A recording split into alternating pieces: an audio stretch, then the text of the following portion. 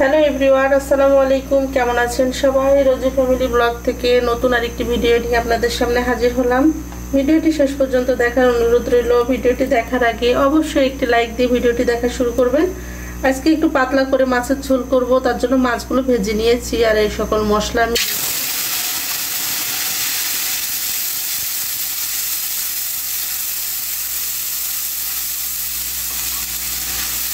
আর ফুলকপি ভাজি করব আর কি, চিংড়ি মাছ দিয়ে। তো আগে মাছটা বসিয়ে দিলাম,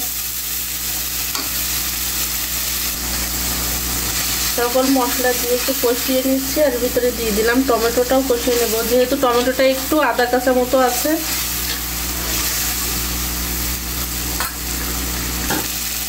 মশলাটা কষে গেছে, এর ভিতরে পানি দিয়ে দিলাম।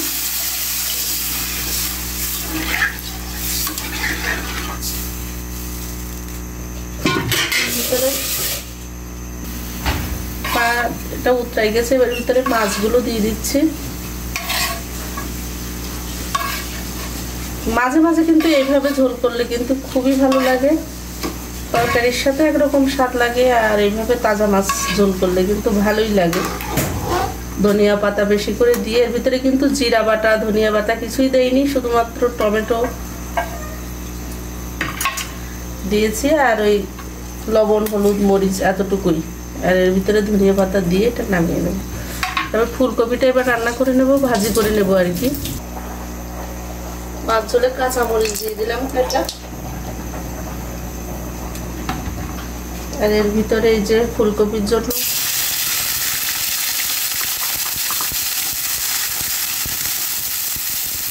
পেঁয়াজ কাঁচামরিচ আর টমেটো দিয়ে দিলাম। টমেটোটা আদা কাঁচা বলে একসাথেই দিয়ে দিচ্ছি।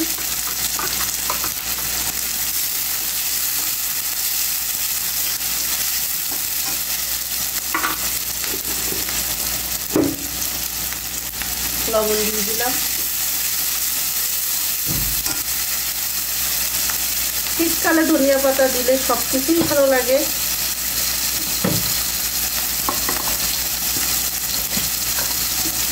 শীতের সবজি সব কিছুই ভালো লাগে।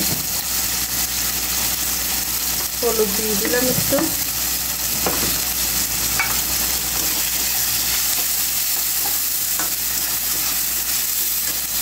এটার ভিতরে দিয়ে দেবো এবার চিংড়ি মাছ। চিংড়ি মাছ ছাড়া তো কোনো কিছুই আসলে ভালো লাগে না, আমরা খেতে পারি না আর কি। ছোট ছোট চিংড়ি মাছ হোক বড় হোক ফাটাই লাগবে।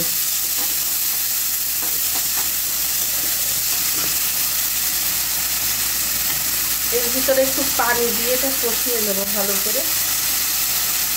যেহেতু ফুলকপিটা খুব বেশি ভাজা ভাজা করবো না,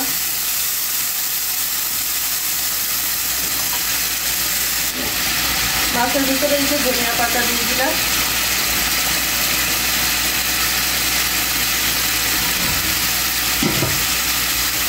মশলাটা ভালো করে কষে গিয়েছে, আবার একটু পানি দিয়েছি, দিয়ে এর ভিতরে আলুগুলো দিয়ে দিলাম।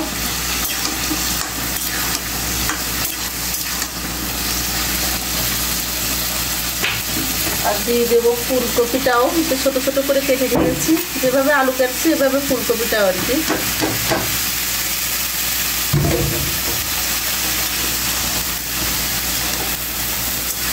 সবজি হবে কিন্তু এভাবে একদম ভাজি ভাজি করবো না আর কি।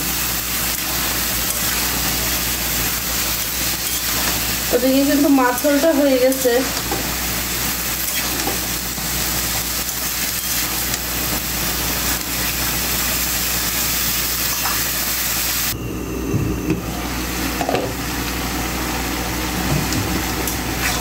ফুলকপিটা ভালো করে একটু কষাই নিয়ে তারপরে ধনিয়া পাতাটা দিয়ে দিব আর কি, সিদ্ধ হয়ে গেলে।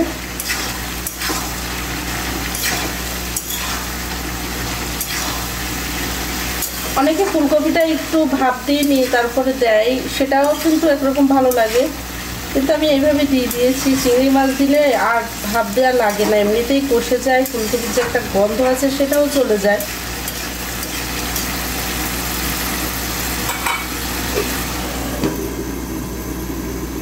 এখন কিন্তু ভিডিওতে কিন্তু তেমন ভিউ হচ্ছে না, কার কি হচ্ছে জানি না, আর বারবার কমেন্ট ব্লক হয়ে যাচ্ছে।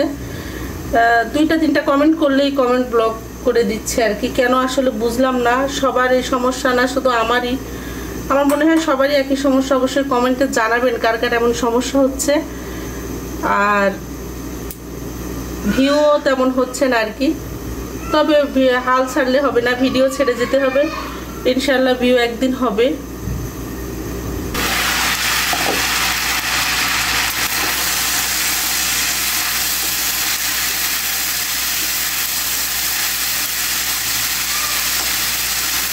ফুলকপি আলু দুইটা কিন্তু গলে গেছে। এর ভিতরে একটু পানি দিয়ে দেবো যাতে সুন্দরভাবে হয়ে যায় আর কি।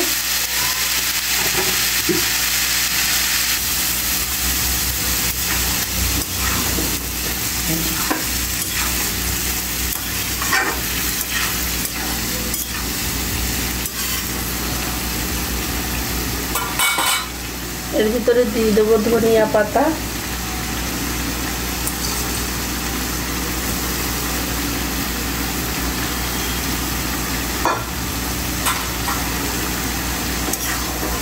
এভাবে রান্না করলে কিন্তু খুবই ভালো লাগে।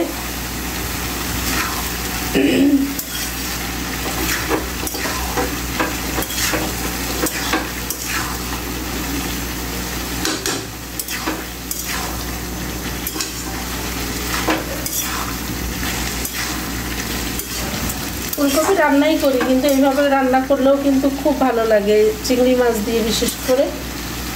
আর বেশি করে ধনিয়া পাতা দিলে শীতকালে তো এমনি ভালো লাগে, এরকম থাকবে আর কি। আর একটু জ্বালিয়ে তো এটা নামিয়ে নেবো আর কি।